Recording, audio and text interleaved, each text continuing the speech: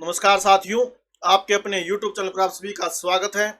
आज की current affair की महत्वपूर्ण सीरीज को आगे बढ़ाते वीडियो शुरू करते हैं। लेकिन उससे पहले अगर आपने अभी तक हमारे चैनल सब्सक्राइब नहीं किया तो प्लीज सब्सक्राइब जरूर करें। वीडियो अगर आपको पसंद आए तो वीडियो को लाइक जरूर करें। यूरोपीय संघ भारत व्यापार और प्रौद्योगिकी परिषद के तहत ई वाहन बैटरियों के पुनर्चक्रण पर स्टार्टअप सहयोग को बढ़ावा देने के लिए साथ आए हैं। कि भारत व्यापार यानी कि व्यापार और प्रौद्योगिकी परिषद के तहत ई वाहन जो इलेक्ट्रिक वाहन है बैटरियों के पुनर्चक्रण पर स्टार्टअप सहयोग को बढ़ावा देने के लिए साथ आए कौन? यूरोपीय संघ और भारत। यूरोपीय संघ ईयू और भारत ने इलेक्ट्रिक वाहनों ईवी के लिए जो इलेक्ट्रिक व्हीकल है बैटरी पुनर्चक्रण प्रौद्योगिकी में काम करने वाले स्टार्टअप्स को एक कार्यक्रम के जरिए एक मंच पर लाने और उनके बीच सहयोग को बढ़ावा देने के लिए रुचि की अभिव्यक्ति जारी की है। आगे देखते हैं जानकारी क्या है।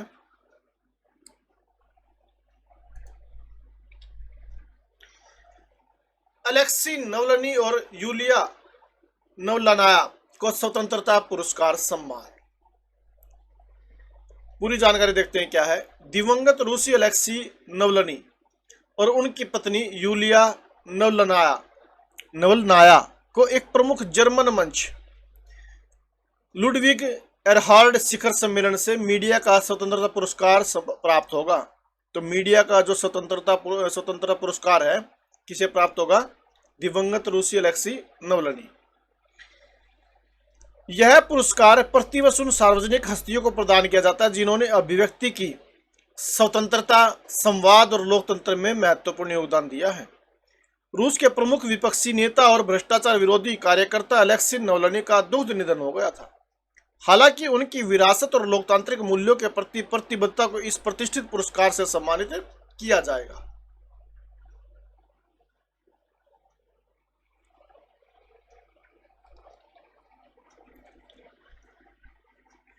भारतीय सेना को रूस से मिली ईगला एस वायु रक्षा प्रणाली। तो भारतीय सेना को जो ईगला एस वायु रक्षा प्रणाली मिली है वो कहां से मिली है? रूस से मिली है। भारतीय सेना रूस से Igla S man portable air defence system के अधिग्रहण के साथ अपनी बहुत कम दूरी की वायु रक्षा क्षमता को बढ़ाया है।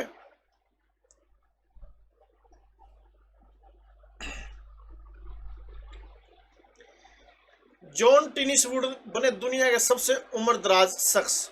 तो दुनिया के सबसे उम्रदराज शख्स कौन है? जॉन टिनिसवुड। कहाँ के रहने वाले हैं, कितनी उम्र है, पूरी जानकारी देखते नीचे क्या। इंग्लैंड के अल्फ्रेड टिनिसवुड कहाँ के है ये? जॉन अल्फ्रेड टिनिसवुड कहाँ के? इंग्लैंड के। आधिकारिक तौर पर दुनिया के सबसे बुजुर्ग जीवित व्यक्ति बन गए हैं। जीवित व्यक्ति बने हैं बुजुर्ग, सबसे बुजुर्ग जीवित व्यक्ति। उनकी उम्र 111 साल और 224 दिन है। गिनीज बुक में उनका नाम दर्ज किया गया। हाल ही में दुनिया के सबसे बुजुर्ग व्यक्ति जुआन विसेंट पेरेज मोरा का 114 साल की आयु में निधन हो गया।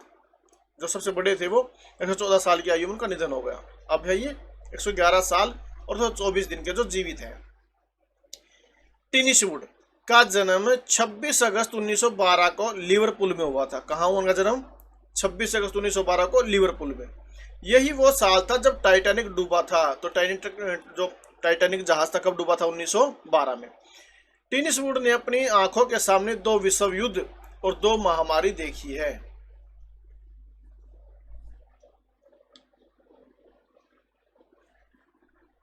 आगे देखते हैं क्या जानकारी।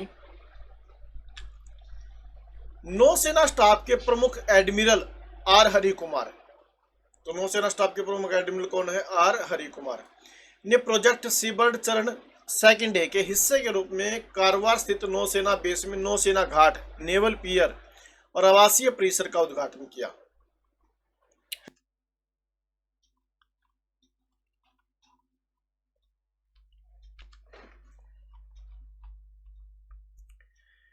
Indo Pacific economic framework for prosperity स्वच्छ अर्थव्यवस्था निवेशक फोरम का सिंगापुर में आयोजन करेगा। तो IPEF का कहां पर आयोजन किया जाएगा? सिंगापुर में। Indo Pacific economic framework for prosperity IPEF मई 2022 में लॉन्च किया गया था। कब लॉन्च किया गया था ये? मई 2022 में। और वर्तमान में इसमें 14 भागीदार Australia, Brunei, Darussalam, Fiji, Bharat, Indonesia, Japan, Korea गणराज्य, Malaysia, New Zealand, Philippines, Singapore, Thailand, America और वियतनाम शामिल है।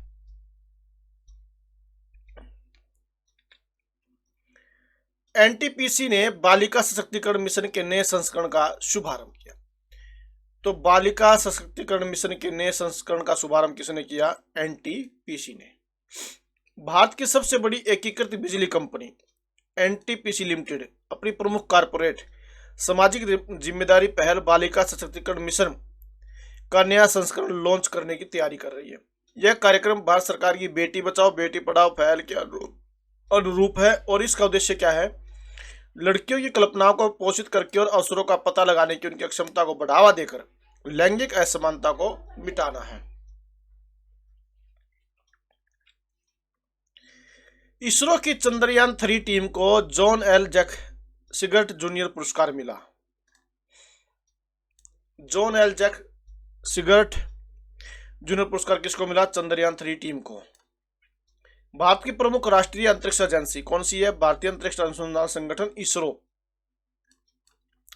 चंद्रयान 3 मिशन की जो टीम थी उसको अमेरिका स्थित स्पेस फाउंडेशन द्वारा अंतरिक्ष अन्वेषण के लिए 2024 के जॉन एल जैक स्विगर्ट जूनियर पुरस्कार से सम्मानित किया गया। यह पुरस्कार अमेरिका स्थित गैर लाभकारी संगठन स्पेस फाउंडेशन द्वारा अंतरिक्ष अन्वेषण और खोज के क्षेत्र में अंतरिक्ष एजेंसी, कंपनी या संगठनों के संघ को सम्मानित करने के लिए दिया जाता है।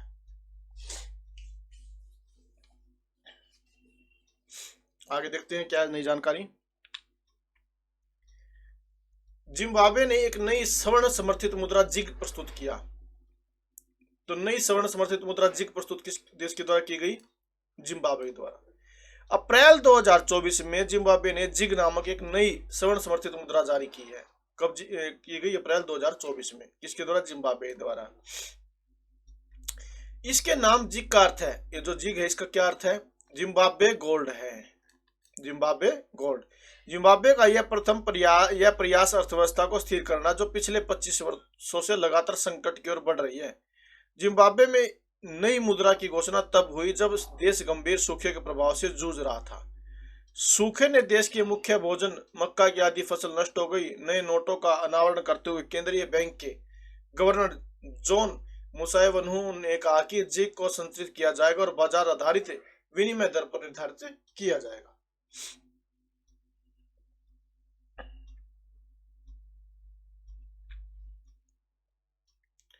टाटा ने भारत का पहली निजी पृथ्वी अवलोकन उपग्रह लॉन्च किया। तो भारत का पहला निजी पृथ्वी अवलोकन उपग्रह किसके द्वारा लॉन्च किया गया? टाटा के द्वारा। भारत का पहला निजी क्षेत्र द्वारा निर्मित पृथ्वी अवलोकन उपग्रह TST-1A का टाटा सन्स की सहायक company Tata advanced system limited द्वारा लॉन्च किया गया। किसके द्वारा लॉन्च किया गया? टाटा एडवांस्ड सिस्टम लिमिटेड द्वारा। आज तक केवल भारत सरकार के स्वामित्व वाली भारतीय अंतरिक्ष अनुसंधान संगठन इसरो ने ही ऐसे उपग्रह का निर्माण और उन्हें प्रक्षेपित करने का कार्य किया था। TST-1A उपग्रह को एक अन्य सैन्य उपयोगी उपग्रह माना जा रहा है। TASL के CEO और MD सुकरण सिंह ने अनुसार उनके प्राथमिक ग्राहक सरकार और रक्षा बल होंगे, लेकिन वे वाणिज्यिक ग्राहकों को भी लक्षित करेंगे।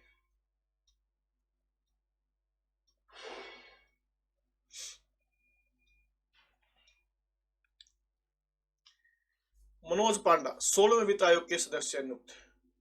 तो 16वें वित्त आयोग के सदस्य किसे नियुक्त किया गया? मनोज पांडा को।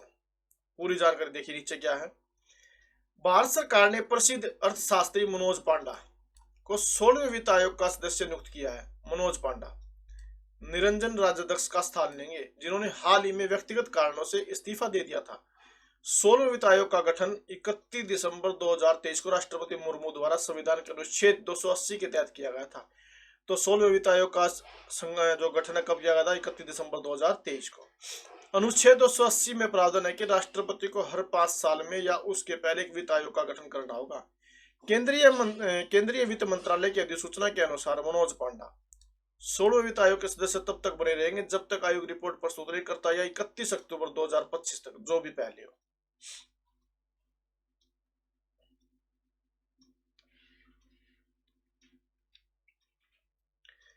हरेंद्र सिंह को राष्ट्रीय महिला हॉकी कोच नियुक्त किया गया। तो राष्ट्रीय महिला हॉकी कोच किसे नियुक्त किया गया? हरेंद्र सिंह को। पूर्व भारतीय हॉकी खिलाड़ी, द्रोणाचार्य पुरस्कार विजेता हरेंद्र सिंह को हॉकी इंडिया ने वरिष्ठ राष्ट्रीय महिला हॉकी टीम के कोच के रूप में चुना। एक अखबार की रिपोर्ट के मुताबिक उन्हें 2028 लॉस एंजलिस ओलंपिक तक के लिए कोच नियुक्त किया जाएगा। हरेंद्र सिंह हॉलैंड के जेनिक शोपमैन की जगह लेंगे। जेनिक शोपमैन, जो एक पूर्व डच हॉकी खिलाड़ी है, ने पिछले महीने भारतीय टीम के पेरिस ओलंपिक 2024 के लिए क्वालिफाई करने में विफल रहने के बाद राष्ट्रीय महिला टीम के कोच के पद से इस्तीफा दे दिया था।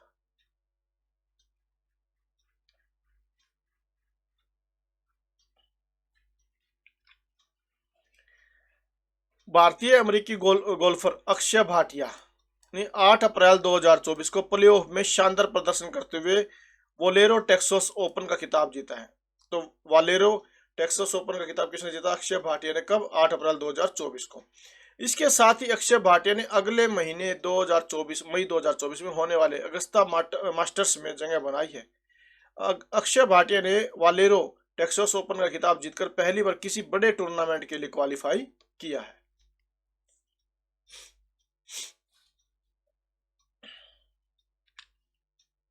9 अप्रैल सीआरपीएफ शौर्य दिवस। हर साल 9 अप्रैल को, कब? 9 अप्रैल को पूरे भारत के अंदर सीआरपीएफ शौर्य दिवस के रूप में मनाया जाता है। तो सीआरपीएफ शौर्य दिवस कब मनाया जाता है? 9 अप्रैल को। वर्ष 2024 में सीआरपीएफ अपना 59वां शौर्य दिवस मना रहा है। कौन सा दिवस मना रहा है? 59वां शौर्य दिवस। वर्ष 1965 में पाकिस्तान के सैनिकों के एक समूह ने कच्छ के रण के पास भारतीय सैनिकों की एक टुकड़ी पर धावा बोल दिया। भारतीय सैनिक इस अचानक आक्रमण से बेखबर थे। इस हमले के दौरान भावना राम नाम के एक सीआरपीएफ अधिकारी ने इस लड़ाई में सरदार पोस्ट नामक स्थान को घुसपैठियों से बचाया था। वह पहली बार था जब पुलिस के एक विशेष समूह ने पाकिस्तान के सैनिकों से सीधी लड़ाई की और वे जीत गए। इस लड़ाई में 6 पुलिस अधिकारियों की मृत्यु हो गई थी। उनकी इस बहादुरी को याद करने के प्रतिवर्ष 9 अप्रैल को सीआरपीएफ शौर्य दिवस के रूप में मनाती है।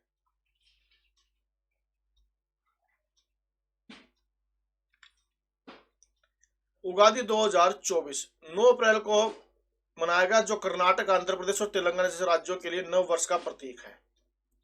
हिंदू पौराणिक कथाओं में निहित यह भगवान ब्रह्मा द्वारा दुनिया के निर्माण का जश्न मनाना है। ग्राफर गंगू राम से 83 साल की उम्र में निधन। दिग्गज फिल्म निर्माता, निर्देशक और मशहूर सिनेमाटोग्राफर गंगू राम से का 7 अप्रैल 2024 को निधन हो गया। गंगू राम से का निधन 83 साल की उम्र में हुआ। गंगू राम से चर्चित राम से ब्रदर्स में एक प्रसिद्ध सिनेमाटोग्राफर और फिल्म निर्माता एफ.यू. रामसे के दूसरे नंबर के बेटे थे। उन्होंने कई फिल्मों में वीराना, पुराना मंदिर, बंद दरवाजा, 2 गज जमीन के नीचे, सांबरी, तहखाना, पुरानी हवेली जैसी कई हॉरर फिल्में बनाई। तो ये थे आज के करंट अफेयर के महत्वपूर्ण क्वेश्चंस। अगर आपको वीडियो पसंद आए तो प्लीज वीडियो को लाइक जरूर करें, अधिक से अधिक शेयर करें और चैनल सब्सक्राइब जरूर करें। Thank you very much.